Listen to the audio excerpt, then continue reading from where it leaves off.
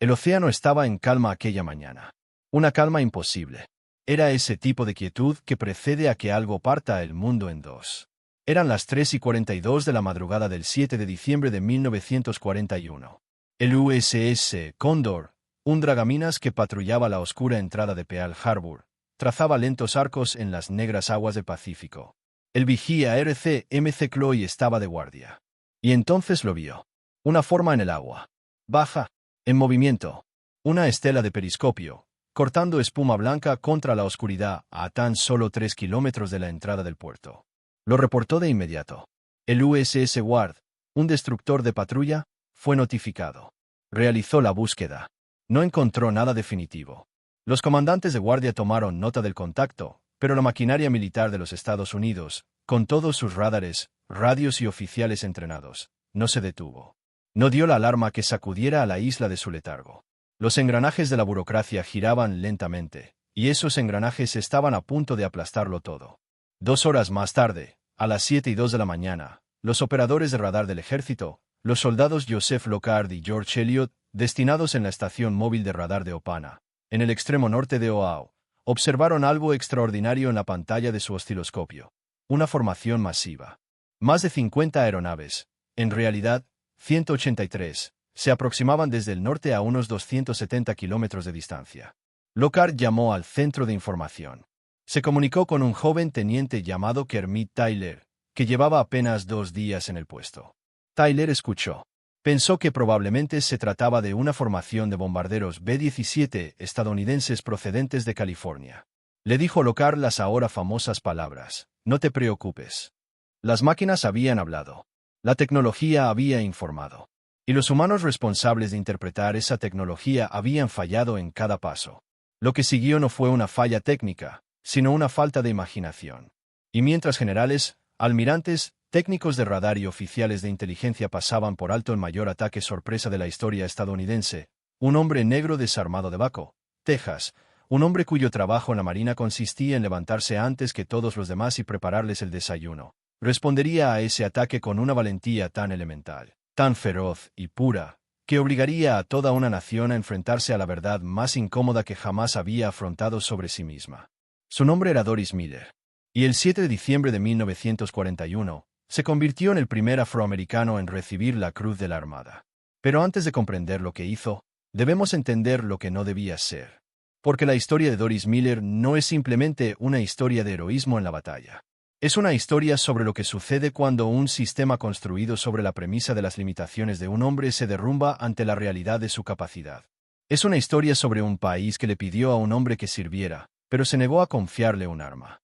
Y es una historia que comienza no en un barco, sino en los campos del centro de Texas, más de 20 años antes de que cayeran las bombas. Doris Miller nació el 12 de octubre de 1919 en Waco, Texas. Fue el tercero de 4 hijos de Connery y Henrietta Miller, una familia de aparceros que trabajaban la tierra con sus manos y criaron a sus hijos con una sólida disciplina y orgullo que ni la pobreza ni la segregación pudieron quebrar. Su madre lo llamó Doris, un nombre de niña, algo que él sobrellevó con silenciosa dignidad durante toda su vida, y quizás la primera lección que el destino le dio sobre lo que significaba llevar una identidad que el mundo intentaba minimizar. Creció grande y fuerte. En su adolescencia, era corredor en el equipo de fútbol americano de la preparatoria Moore, un joven imponente que placaba con una fuerza que hacía que otros chicos se lo pensaran 2 veces. No era lector de libros de historia ni soñador de futuros abstractos. Tenía los pies en la tierra. Era físico. Vivía el presente. Trabajaba. Cultivaba la tierra. Sabía lo que significaba hacer cosas difíciles sin quejarse, porque en el centro de Texas en la década de 1930, eso era simplemente lo que se necesitaba para sobrevivir. En 1939, a los 19 años, Doris Miller entró en una oficina de reclutamiento de la Marina y se alistó. El sueldo era de $21 al mes, más de lo que se ganaba como aparcero, y la Marina era una de las pocas ramas del ejército estadounidense donde un hombre negro podía servir. El inconveniente, y siempre había uno, era que no podía servir como marinero de combate. No podía manejar armas. No podía ocupar un puesto de mando. No podía ser artillero, navegante, operador de radio ni piloto. La Marina de 1939 estaba rígidamente segregada, y los puestos disponibles para los soldados afroamericanos se encontraban casi exclusivamente en la rama de mayordomía. En pocas palabras, eran cocineros y sirvientes. Alimentaban a los oficiales. Limpiaban sus habitaciones. Hacían sus camas, lustraban sus zapatos y mantenían su mundo cómodo para que los marineros y oficiales blancos pudieran concentrarse en la guerra. Miller aceptó estas condiciones. No porque las creyera, sino porque comprendió algo que la propia Marina aún no había descifrado. El uniforme era una puerta. Incluso una puerta por la que te empujaban de lado seguía siendo una puerta. Completó su entrenamiento y fue asignado al USS West Virginia, un acorazado de la clase Colorado, 190 metros de largo, 29,5 metros de ancho y 32,600 toneladas de acero. Una fortaleza flotante anclada en la fila de acorazados de Pearl Harbor. Su título oficial era el de ayudante de comedor de tercera clase. Sus funciones oficiales consistían en preparar el desayuno, servir las comidas y encargarse de la lavandería. Tenía 22 años, pesaba más de 90 kilos y, a ojos de la Armada de los Estados Unidos, su papel ya estaba definido incluso antes de que subiera a bordo. Pero esto es lo que la documentación de la Marina no contemplaba. Doris Miller prestaba atención. Lo observaba todo. Observaba cómo se movía el barco y cómo la tripulación se desplazaba con él. Observaba a los artilleros en sus puestos durante los ejercicios, la forma en que cargaban, apuntaban y ajustaban sus armas. Era un hombre con una capacidad física extraordinaria a quien le habían dicho que nunca se necesitaría. Y así, aprendió de todos modos, en silencio, sin permiso, como toda persona verdaderamente decidida aprende aquello que el mundo ha decidido que no debería saber. En 1941, Miller fue reconocido como el campeón de boxeo de peso pesado del USS West Virginia. Era, en todos los sentidos, uno de los hombres más formidables del barco, tanto física como personalmente. Y el 7 de diciembre, se levantó temprano para lavar la ropa. El ataque japonés a Pearl Harbor no llegó sin previo aviso. La historia de la mañana del 7 de diciembre de 1941 es una historia de advertencias ignoradas, apiladas unas sobre otras como yesca, esperando una cerilla. Estados Unidos había descifrado elementos del código diplomático japonés, un sistema de cifrado llamado PERPEL, y los analistas de inteligencia en Washington habían pasado semanas observando cómo las comunicaciones diplomáticas se deterioraban hasta convertirse en una crisis. La noche del 6 de diciembre, 14 partes de un mensaje japonés dirigido a sus embajadores en Washington fueron interceptadas y parcialmente descifradas. La 15ª y última parte llegó en la madrugada del 7 de diciembre. En ella, se instruía a los embajadores para que entregaran un mensaje al secretario de Estado estadounidense exactamente a la 1 de la tarde, hora de Washington, que, calculada teniendo en cuenta las zonas horarias, equivalía a las 7:30 de la mañana en Hawái. Varios oficiales en Washington, incluido el coronel Rufus Bratton de la inteligencia del ejército, comprendieron que una fecha límite a la 1 de la tarde un domingo significaba casi con toda seguridad que un ataque era inminente. Pasó horas esa mañana intentando contactar con el general George Marshall, quien había salido a dar su habitual paseo matutino y no estaba localizable. Cuando finalmente se envió la advertencia a Hawái, se hizo por telégrafo comercial, ya que el canal de radio militar hacia Hawái sufría interferencias atmosféricas esa mañana. El telegrama llegó a la oficina de Western Union en Honolulu a las 7:33 de la mañana del 7 de diciembre. Fue entregado al mando del ejército en Fort Shafte a las 11:45 de la mañana. El ataque ya había terminado hacía horas. La detección por radar. El avistamiento del submarino. Los mensajes descifrados. El cable diplomático de 14 partes. Cada capa del sistema de alerta había funcionado y, sin embargo, no había producido nada. La maquinaria de la inteligencia militar estadounidense, en el otoño de 1941, era un sistema sin conexiones neuronales. Se introducían datos. No se obtenía ningún resultado. Mientras tanto, en la cubierta del portaaviones japonés Akagi, navegando entre las grises olas del Pacífico a 230 millas al norte de Oahu, el comandante Mitsuo Fuchida subió a la cabina de su bombardero torpedero Nakajima B-5N y se preparó para liderar el mayor ataque sorpresa de la historia militar moderna. Dirigía una fuerza que se había planeado durante 11 meses. 6 portaaviones. 353 aviones.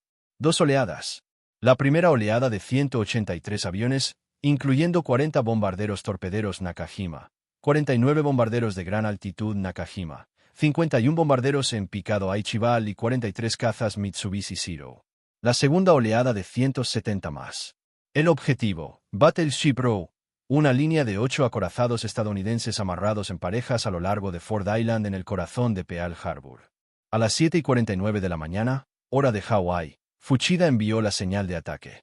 Su operador de radio transmitió las palabras que resonarían en la historia. Tora, Tora, Tora. Tigre, tigre, tigre. La frase clave que significaba sorpresa total se había logrado. Las primeras bombas cayeron a las 7:55 de la mañana. Doris Miller no escuchó ninguna advertencia. No recibió ninguna información. No consultó la pantalla del radar. Se encontraba bajo cubierta, en la lavandería del USS West Virginia, cuando el mundo que estaba sobre él comenzó a explotar. El primer torpedo impactó el barco a las 7:57 de la mañana. Luego otro. Y otro más. En el lapso de 9 minutos, el West Virginia fue alcanzado por al menos 7 torpedos aéreos tipo 91 y 2 bombas perforantes convertidas a partir de proyectiles navales de 16 pulgadas. Cada torpedo tipo 91 medía 17 pies de largo y portaba una ojiva explosiva de 452 libras. La fuerza de la detonación de 7 de estas armas contra el casco de un barco es casi imposible de comprender. Es como ser golpeado 7 veces por trenes de carga, cada uno con una bomba.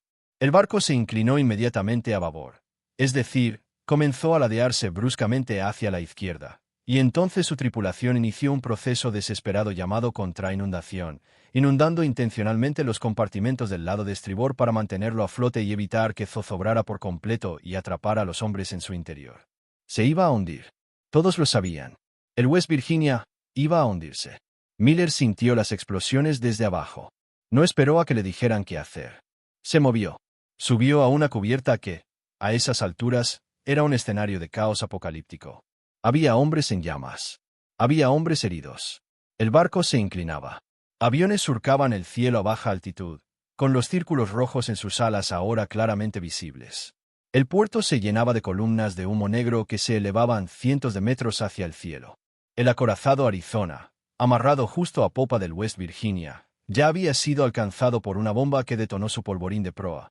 1,5 millones de libras de cargas explosivas, y la explosión resultante fue tan violenta que se pudo ver desde 80 kilómetros de distancia. El Arizona se hundió en 9 minutos, matando a 1.177 de sus tripulantes. Y Doris Miller corrió hacia todo esto. Subió a cubierta y encontró marineros caídos. Su primer instinto no fue buscar un arma, sino ayudar a los heridos. Empezó a sacar a los heridos de las posiciones expuestas, llevándolos a un lugar relativamente seguro bajo el fuego enemigo, y cargando a los que no podían moverse por sí mismos. Esto, por sí solo, fue un acto de profunda valentía física bajo el fuego de los aviones japoneses que seguían ametrallando las cubiertas. Entonces llegó al puente. El capitán Mervyn Bennion, comandante del USS West Virginia, se encontraba en el puente cuando un fragmento de bomba, proveniente de la explosión del acorazado Tennessee, atracado a su lado, surcó el aire y lo alcanzó en el abdomen. La herida sería mortal. No podía moverse, pero se negó a que lo movieran. Quería permanecer en el puente, al mando de su barco, hasta que éste desapareciera. Doris Miller, quien no debía estar en el puente y no tenía ninguna designación de combate, ayudó a trasladar al capitán, mortalmente herido, a un lugar seguro. Fue entonces cuando vio el cañón antiaéreo no tripulado. Era una ametralladora Browning M2 calibre 50. Cada cañón podía disparar hasta 800 balas por minuto y lanzar un proyectil de media pulgada de diámetro a casi 1 milla de distancia. El ejército nunca le había permitido a Doris Miller entrenarse con esta arma. Nunca había recibido instrucción sobre su funcionamiento. Toda la lógica de la Marina segregada se basaba en la premisa de que hombres como él no estaban preparados para el combate, no eran aptos para las responsabilidades de la guerra y necesitaban la guía y la autoridad del sistema para funcionar en una crisis. Doris Miller se sentó junto a esa pistola. Y la disparó. Disparó sin entrenamiento. Disparó sin autorización. Disparó bajo el ataque aéreo directo de la fuerza de ataque embarcada más eficaz que el mundo había visto hasta ese momento en la historia. Mientras su barco se inundaba, se inclinaba bajo sus pies, ardía a su alrededor y hombres que conocía morían a escasos centímetros de donde estaba sentado. Posteriormente, declaró a los investigadores de la Marina que disparó el arma hasta que se le acabó la munición. Permaneció en esa posición durante aproximadamente 15 minutos bajo un ataque aéreo continuo. No se puede confirmar con absoluta certeza si derribó a algún avión japonés. Él mismo se mostró modesto al respecto, y el caos de la batalla dificulta la atribución. Varios testigos, incluido un oficial superviviente del West Virginia, informaron haber visto aviones japoneses caer cerca de donde Miller disparaba. Lo que sí es seguro es que se quedó. No huyó. No se quedó paralizado. Un hombre que había pasado toda su carrera naval escuchando que no estaba capacitado para empuñar un arma, tomó un arma para la que nunca había recibido entrenamiento, en medio de una de las batallas navales más catastróficas de la historia estadounidense, y la usó con una ferocidad y determinación que dejaron atónitos a los testigos. Cuando se agotaron las municiones, Miller no abandonó su puesto de inmediato. Continuó ayudando a poner a salvo a los heridos, trabajando bajo fuego enemigo hasta que se dio la orden de abandonar el barco. El West Virginia se hundió en el puerto poco profundo. Se posó en el fondo con su superestructura por encima de la línea de flotación, salvando así muchas vidas que podrían haberse perdido ahogadas. 130 miembros de su tripulación murieron esa mañana. 656 sobrevivieron. La labor de hombres como Doris Miller, ayudando a los heridos a cruzar una cubierta en llamas, que se hundía y se inclinaba bajo ataque aéreo, es en parte la razón por la que el número de supervivientes fue tan elevado. El ataque japonés duró 1 hora y 50 minutos, desde el primer bombardeo hasta el último. 8 acorazados fueron hundidos o dañados. 3 cruceros fueron hundidos o dañados. 3 destructores fueron hundidos o dañados. 188 aviones estadounidenses fueron destruidos. 2.403 estadounidenses murieron. 1.178 resultaron heridos. Y entre los cientos de actos de valentía realizados esa mañana por marineros y soldados estadounidenses que no habían tenido tiempo para prepararse, ni aviso alguno, ni plan alguno, las acciones de un cocinero de 22 años de Waco, Texas, destacaron con una claridad que ni siquiera la segregada estructura militar pudo ignorar por completo. La Marina no se apresuró a homenajear a Doris Miller. Esa sería una interpretación demasiado generosa de lo sucedido en las semanas y meses posteriores al 7 de diciembre. Durante meses, la Marina se negó a revelar su nombre públicamente. Los primeros informes sobre el ataque mencionaban vagamente a un cocinero negro que manejaba una ametralladora. No se mencionó su nombre. No fue ascendido.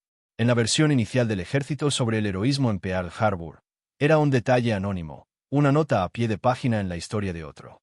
Fue la presión. Fue una presión constante, organizada y contundente por parte de periódicos afroamericanos, organizaciones de derechos civiles y comunidades de todo Estados Unidos la que obligó a la Marina a actuar. Publicaciones como el Pittsburgh Courier, el Chicago Defender y el Baltimore Afro-American publicaron repetidamente la historia de Doris Miller, insistiendo en que su nombre fuera conocido y en que sus acciones fueran honradas. No se trataba de voces marginales.